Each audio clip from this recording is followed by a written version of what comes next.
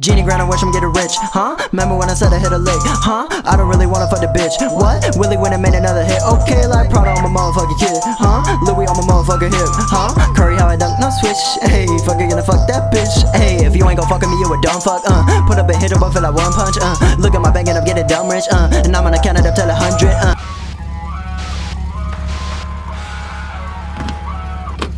Hello world, I'm What If Study, and today we are doing What If Deku. Wow. It's a lot more like Sun Jin Woo. But we're just going to do What If Deku because that's the easier way to start this out. Deku. In this world, which is a lot more like Sun Jin Woo's, where, monsters attack in rifts, and rifts have a sort of expansion time, which then once they're done, they break and release monsters upon the world. So hunters are elected to go inside of these dungeons. However, it will be different, as in the heroes are now chosen to be hunters, right?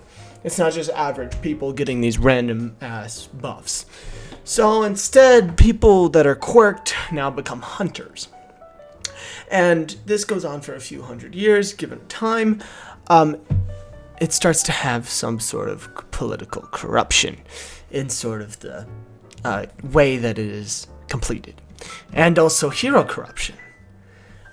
Heroes starting to worship the gods of the maze, that they would call it. Basically trying to finish this whole game that the gods consider it to be.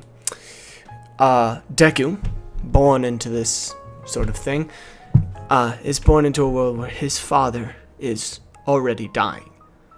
His father came down with a disease that was uncurable by normal methods. However, with enough magic, he was curable. He just needed to get the money. However, being a child of only 14-year-olds, of only being 14, he can't really do much. However, there is one job that people accept here. It's being a miner. Those that go into the maze after the heroes and find the resources within. They mine all the resources and bring it back safely. Being a hunter is a much more glamorous job, you might say.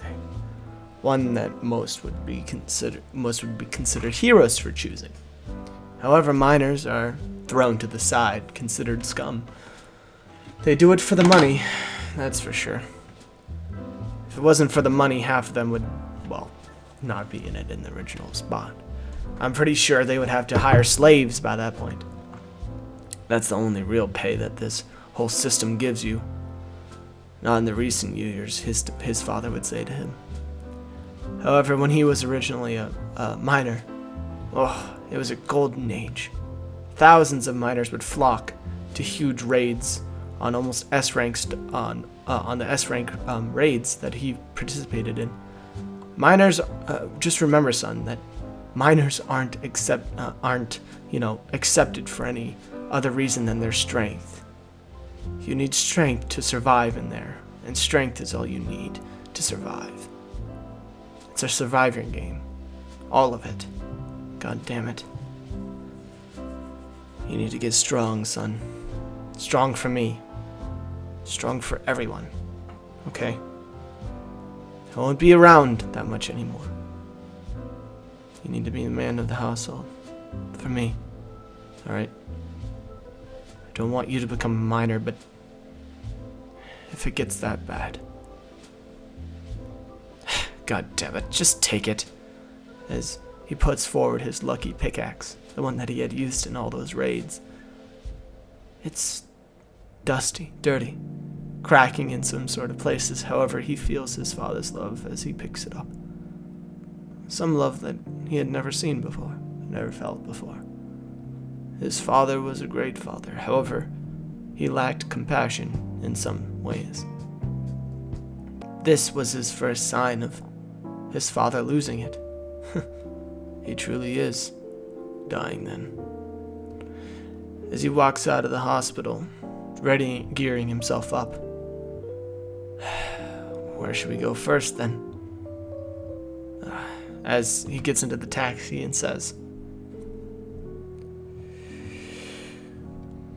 Dalmatians Project. As the guy looks at him with all intensive curiosity. As Deku looks back at him with straightforward eyes, unflinching. As the man says, alright. As he drives away saying, you're gonna get yourself killed, kid. As he stops and Deku gets out into a huge, huge portal. One that is S+ class. One that requires 3 S-class players to even consider going in. With a legion, basically, of hunters all gathering themselves. As they're all given information, shouting at each other, there's huge RVs, vans that are also full of reporters, as this is one of the biggest main events of this whole entire century. One of the biggest freaking portals that they found. The three heroes, the ones that he had not idolized, the ones that he had always seen as sort of the maybe a little bit less trustworthy heroes. Falcon, which is one, he was always carrying a set of iron wings on his back, making sure to kill every single thing in his path, and would glide out. He had a horrible knack of going overboard when killing shit, because he would slice it thousands and thousands of times. Flameolion, which was a fire breather. He could fire fireballs over to, gigantic mountaintops, bursting them wide open if he wanted to. They said that he took down a fleet of 17 helicopters for no reason. They say no reason. The third one, it was a mysterious one. He was always cloaked behind his mask and never shared his name. They always just called him It. It seemed like he had a teleportation ability, however, nobody knew what activated it or if it was just in shadows. It could be anywhere. He could have just been hiding it.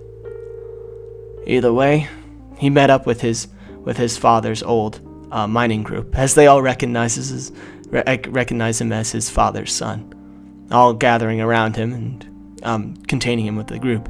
As the main entourage of another legion of gatherers gather to the left of them barking orders at each other like a militia. After all, his small group was only one of 10. They huddle together, sort of telling each other and telling Deku what exactly is going on. Telling him about how all of them are going to head into the portal. They must stay at least, go in at least 10 minutes after the combat has reportedly started. After that point, they will all head in and, start going through the mush of all of this. As he says, why do you say mush, sir? As he says, because, son, in that place, it's going to be dirty. You're going to fall over and you're going to get sprayed your first time, guarantee it. Even if you know that it's going to happen, you still will fall. It's happened to all of us. You won't expect the silt in the ground to give way so easily.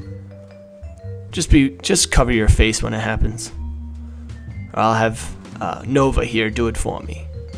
As he peeks over to Nova, the second mate in the party. A big muscular man with a broken arm. It seemed to have been healed by biotics that this new century had offered. Hi. As Deku sort of waves to him in awkward fashion, as he kind of laughs as he says, hey kid, stick by me, alright? You seem like one of the good ones. As Deku slowly hesitates to come walk over to him, and he said, I said come, didn't I? As Deku's like, alright. As he walks up behind him, and then they all start giving the, gigantic speech from the president lady that had hosted this whole place. She'd seem even less trustworthy than the heroes.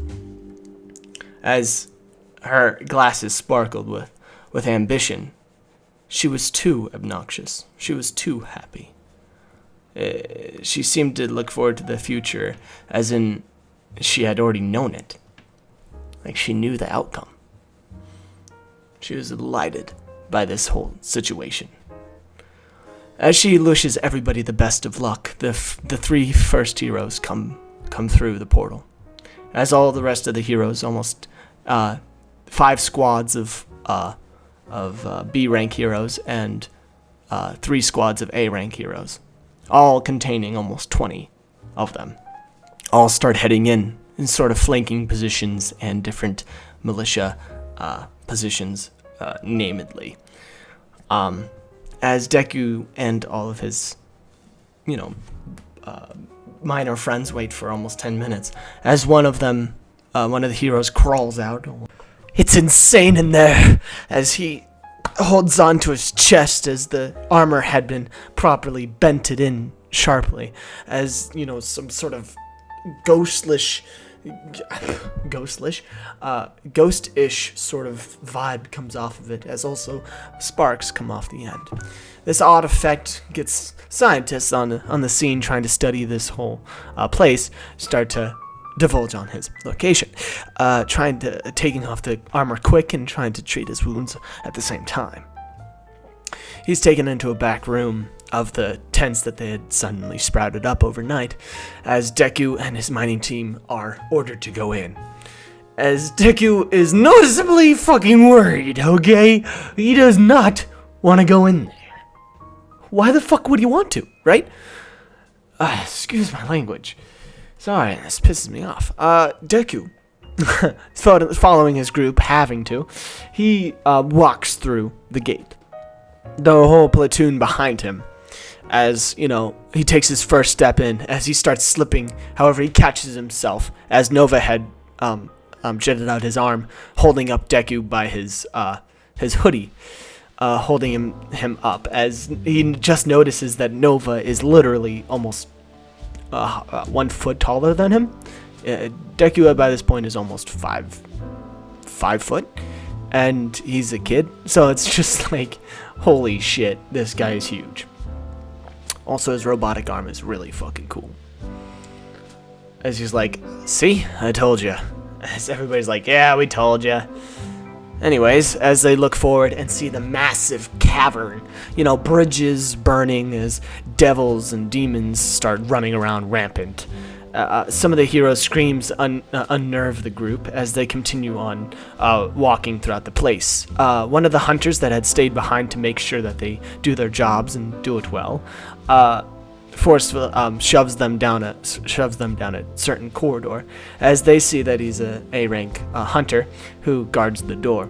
As he directly points out one of the mining outcrops that was next to it. It was sort of a secluded part of the cavern. As all of them start to get to work, hours almost pass, as the hunter seems to get uneven every single minute that passes by that point. Deku finally gets a sure grip on the mining tools, as he had struggled for almost an hour now, until they call lunch break, as they all start talking about their pasts, and Nova gives him Deku some compliments about being so good at evolving to this sort of thing, and Deku says that he was natural to evolve. Even though I had been through so much when I was younger, I just continued to evolve past that stuff. I never let it hit me. He's like, that's good. I unfortunately let life hit me a little bit, maybe 2 times. God damn that monster. As he unclips his left arm and lets it rest down, until the rest of the group start laughing about his father, telling Deku all about his father's different tales and stuff that his father wouldn't tell him himself. Very embarrassing stuff, as they have a great laugh over that. It's an honestly peaceful time for them, until the hunter tells them to get back to working, as he seems to be sweating, as he's been running around killing different monsters. As they're like, fine, okay, man. As they all pick up their pickaxes once more, the hunter rushes off, and then all they hear is as Deku instantly hears that. He feels it. As he looks behind him, he sees the door that was guarding them. the hunter that told them to get up, he was gone. As Deku looks up, seeing this flare, the spark, explosions. What was that? Did the monsters get to him? As Deku takes a step forward, slowly and slowly. As he reaches the door, he grabs onto it and opens it.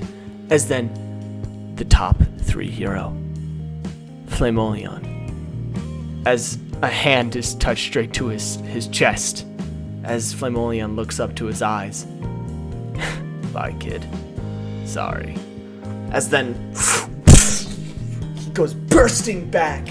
The explosion that had happened in Flameolion's hand sent Deku flying. As all the rest of the miners look back and see Flameolion, their top hero, had just burst the kid like halfway across the room, which is almost 50 yards. Almost directly into a spike, but no, it was right next to a ledge in the cavern, which led down into almost an abyss of what he could tell. Deku, barely able to open up his eyes by this point after all the concussion that had happened, he looks down to see his chest bursted wide open. It wasn't bleeding or anything, but his nose was, and he was bleeding from the head too. He's barely able to look up, as then he barely directs his eyes to look at Flameolion. He gets this evil scowl on his face. You think I'm evil? Don't you? I can feel it. Don't even lie. How dare you doubt my intentions? I willed the spark of life fire. Now die for the greater good of us all. As he combines 2 fireballs to unleash a gigantic cavalcade that he throws up into the sky and cascades onto the ground where all the miners were set up in a blaze. Deku didn't want to watch. His eyes were already fixated on Flameolion. He could only watch as Flameolion stared at the fires, unmoving, unnerving, as he didn't seem to even make a face. He didn't seem to enjoy this, nor did he even care for the lives. It seemed like he had a good reason, one that Deku could never even guess. However, Flameolion's eyes darted around to try to find him. His only choice was the rocks below, the abyss, as he nudges his body off the side. As he can almost hear Flameolion by this point, he slips off into the side, falling into the abyss. Deku hits the bottom. Or should I say, bounces on the bottom. As he's submerged into water after bouncing 2 times. His body, from bouncing, was quite concussed, just from the force of it changing in his body. As then he sinks slowly into the feeling, as he feels his skin being dissolved. He opens his eyes, finding himself in a slime. The lowest level thing, however, could be deadly if you sit in it. He dashes around trying to find his way out. He swims through the slime, finding his way out, spitting it out from his mouth, as it had dissolved some of his skin. He kicks the thing, trying to get it away from him, as he's stressed out by this point. As he finds his father's lucky pickaxe, he feels around his body as he says, "It must have been almost 4 hours now." As he feels a little bit better, and he's able to walk, so that's good. He's like, "What the fuck was that? What the hell is happening?" As he's just generally confused. He's just so alone now. Everyone, they die. He couldn't see. He couldn't move at that point. But he's still in the mine as he turns on his head flashlight, shining down the long cavernous abyss that he had fell into. It seems to never end. The caves that he had found, until he hears a creaking of a door, and then it closes. He makes his way over to the sound, gliding his way along the sides of the dark, cavernous walls. He can feel nothing but dirt as he slips throughout the sand. The silt in it sort of unfamiliar to his feet still. He falls down in front of a gigantic door, one engraved with symbols and all other stuff like that. As he opens it up and finds himself in a circle-ish room with a spider in the middle and a statue behind it, one of the great Osiris god. He had searched it up. After all, he did love the heroes. Well, he did. This must be a huge betrayal to everybody. For heroes to do this. For great heroes, almighty, ones that... God, he can't think about that right now. He's in survival mode. He can't tell what he's doing anymore. He just knows, all he knows is survival. He walks up to the podium, to a sarcophagus, basically, with Osiris enamelled onto it, in the middle of the room. As he slowly opens it up, trying to find some sort of hiding space as he hears footsteps behind him, he starts to hear something. "You have trespassed. Who dares awaken me? Osiris, I curse you. By Osiris, I behead you. By Osiris." As he's like, "Okay, shut up, man." As he crawls into the tomb, he's like, "Better make some fucking room." As then he closes the casket. As then he can hear the three heroes by their voices. However, only two of them. One unmoving and unsaying anything. The dead mummified body next to him unnerves him, keeps him from feeling natural in this environment. He feels even more trapped with that guy next to him, as he hears the plots of all three. Them with all their different reasons. One wanted immortality.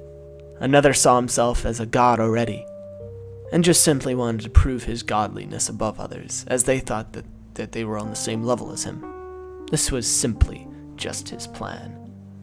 As the third one never responded. However, the god of Osiris continues talking to them, saying that they have completed their first step to becoming immortal. The next step, well, just you wait. As they all laugh. Not all laugh, but one laughs, the original guy. As they all start slowly making their way out of the room, Deku opens up the sarcophagus, taking a good breath as he exits out of it. He's like, "God damn, you may be a god, but you stink." As he picks it right back up and then locks back in. However, a hand comes up and stops Deku from closing it. As the true god of Osiris rises out of the tomb, for daring to step into my tomb and crawl into my home, I guess, sarcophagus. You shall be cursed. As the curse finally takes full effect, chains that start to bind onto his arms, and the chains that start to be created out from his arms, the chains start to sap it from his life energy. He can feel himself draining of energy. He can't feel his arms anymore, nor can he feel his head. But all he knows is survival by this point. Remember that. All he knows. As he rips his arms away from it and shatters the connection that connects him to Osiris, as Osiris says, "No!" As he opens up the doors, running down the hallways until he finds the same exit that he had came out of. But as he turns the corner, he bumps into Flameolion. How can I? Thank you so much for watching. I hope that you guys enjoyed this episode. I'll be seeing you guys sometime. Goodbye.